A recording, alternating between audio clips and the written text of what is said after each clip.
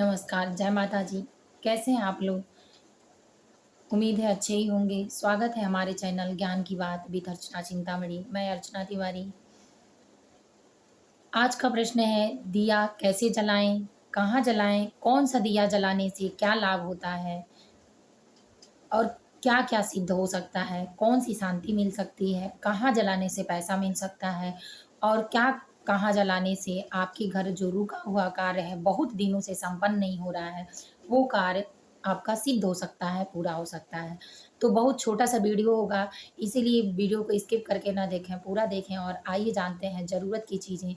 जो आप नौकरी करते हैं, घर रहते हैं, बाहर रहते हैं, आपके घर कोई नहीं होता है, अगर कोई एक होता है तो कैसे जलाना है, किस चीज़ का जलाना है कि विशेष आप नियम पूजा न करने के बाद भी बस छोटा काम करके अपनी सिद्धि, रिद्धि-सिद्धि को प्राप्त कर सकते हैं और अपने जीवन में सुख समृद्धि का वास बना सकते हैं।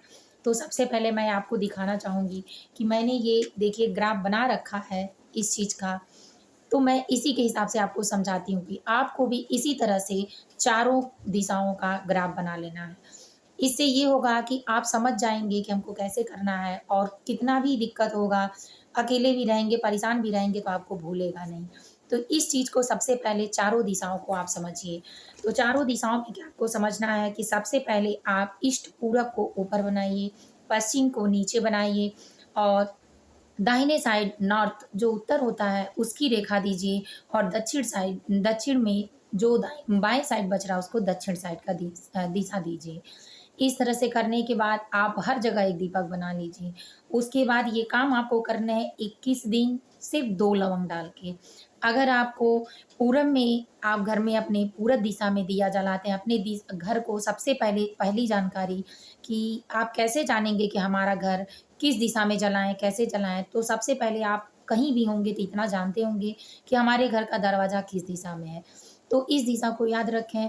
तो इस दिशा के हिसाब से बस इतना याद रखें कि अपने घर के छत पे चढ़ें और चारों कोनों को चारों दिशाएँ जान लें। इस तरह से आप दिशा का अपनी पहचान कर सकते हैं।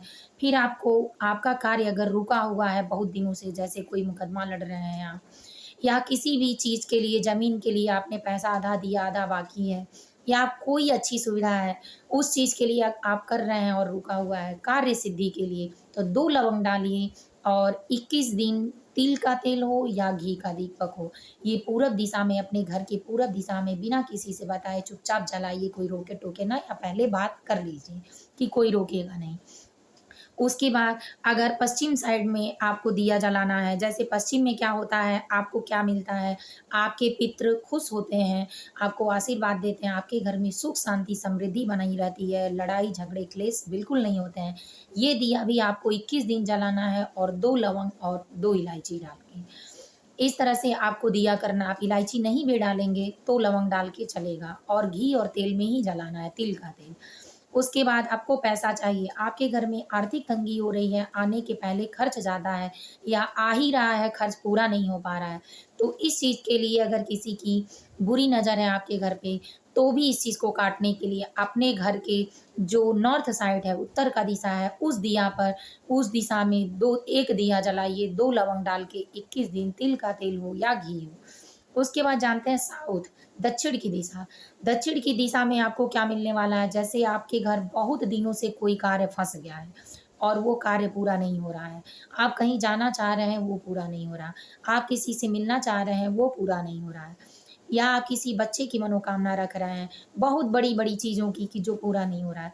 तो इन सब चीज़ों को पूरा करने के लिए, अपने कार्य की सिद्धि के लिए, अपने रुके हुए कार्य को पूरा होने के लिए, सफल होने के लिए आपको दक्षिण दिशा में करना है।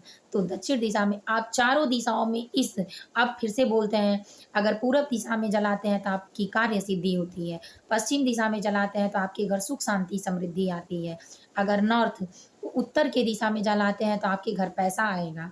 अगर साउथ दिशा जो दक्षिण का दिशा है उधर जलाते हैं तो आपके रुके हुए कार्य सिद्ध होंगे और रुके हुए कार्य पूरा होंगे। इस तरह से आप चारों दिशाओं का ज्ञान करके बिना किसी से कहे इस टोटके को करना शुरू करें।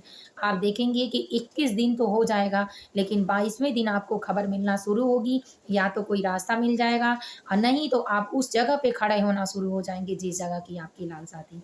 इस तरह करके आप अपनी मनोकामनाओं को जल्दी पूरा कर सकते हैं और रिद्धि सिद्धि आपके घर निवास करेंगी।